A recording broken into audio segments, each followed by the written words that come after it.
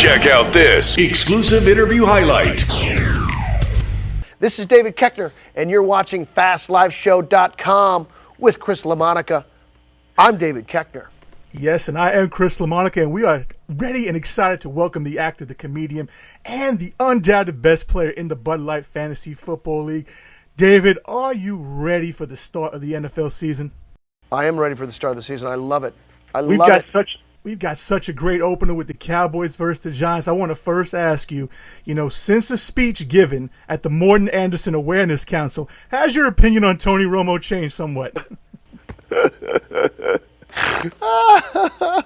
Oh, no. Okay, well, here we go. No, I hear a big no, so you know what? We're going to begin our NFL Celebrity Picks contest. Give me your winner in the Cowboys versus the Giants opening night. I believe it's going to be the Giants. Okay, let me get your take on the Colts or the Bears. Bears. Falcons at the Chiefs. Chiefs. Eagles at Browns. Eagles. Redskins at the Saints. Saints. Rams at the Lions. Rams.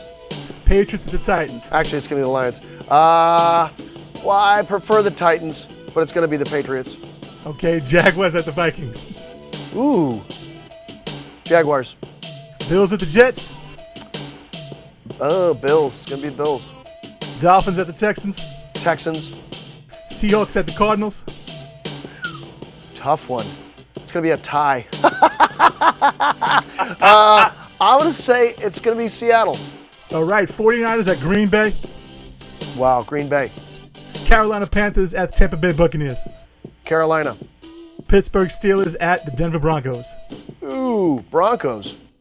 Wow, Cincinnati Bengals at the Ravens. Ravens. And the last game on Monday night, San Diego Chargers at the Oakland Raiders. I'm a Chiefs fan. Can they both lose? Is there a way they can both lose?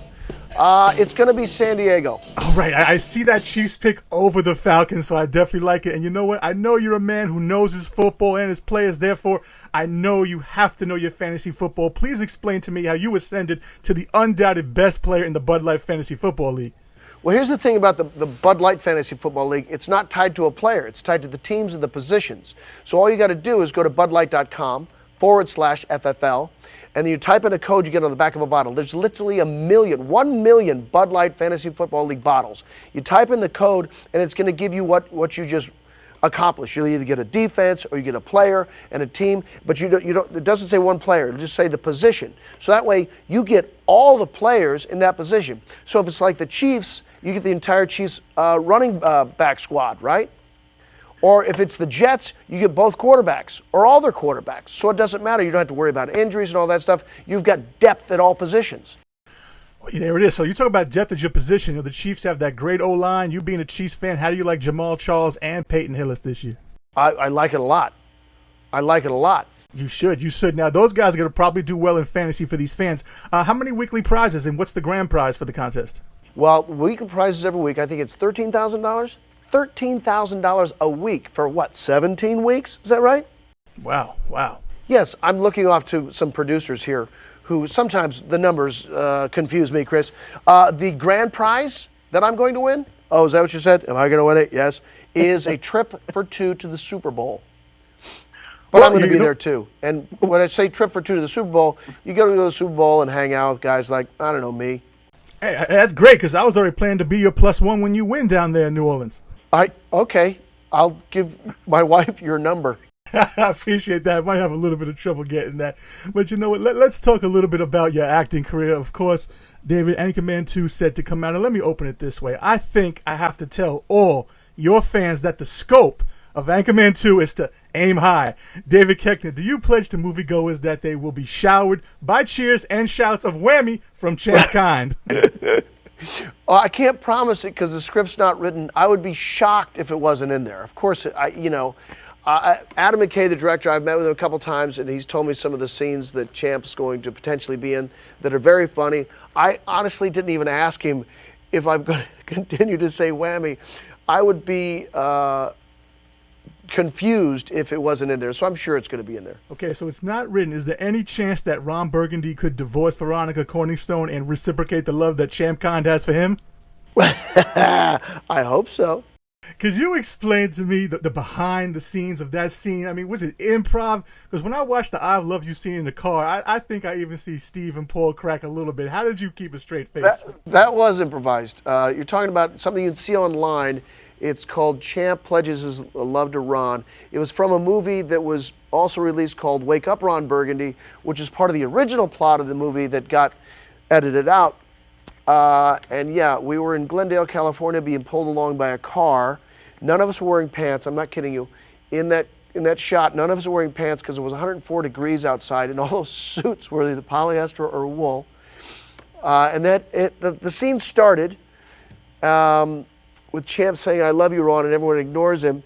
And then they just let it keep going, so we just kept improvising. It got very uncomfortable, so that was pretty funny. I could imagine. It played tremendously well on screen. Now, being that it's going to be about 8 years since the release of Anchorman 1, I know it isn't written yet, but in your anticipation, do you see it being a little bit around the same period, or maybe an advancement from the 70s to the 80s in American media?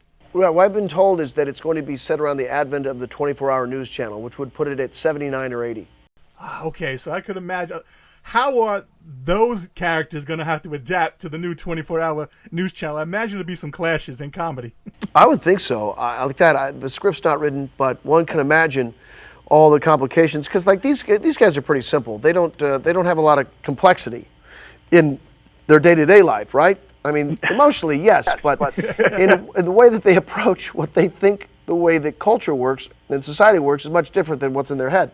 So anything new is going to throw them for a loop. I absolutely believe it, and I'm pretty sure one thing that viewers and fans will definitely want will be a rematch of the KQS Channel 9 Evening News Team versus KVWN Channel 4 News Team. In your estimation, will the KQS Channel 9 have a bounty on them? A bounty that will go uncollected because Channel 4 News Team rules. I believe it.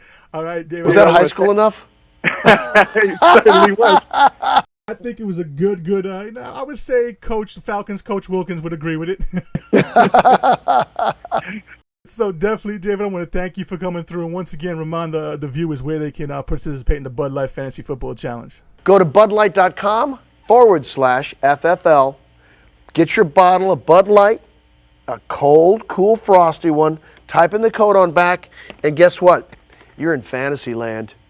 And there it is. Once again, I thank you for coming through, Mr. David Koechner. Good luck in our NFL Celebrity Picks Challenge. Of course, if you win, you'll be my +1.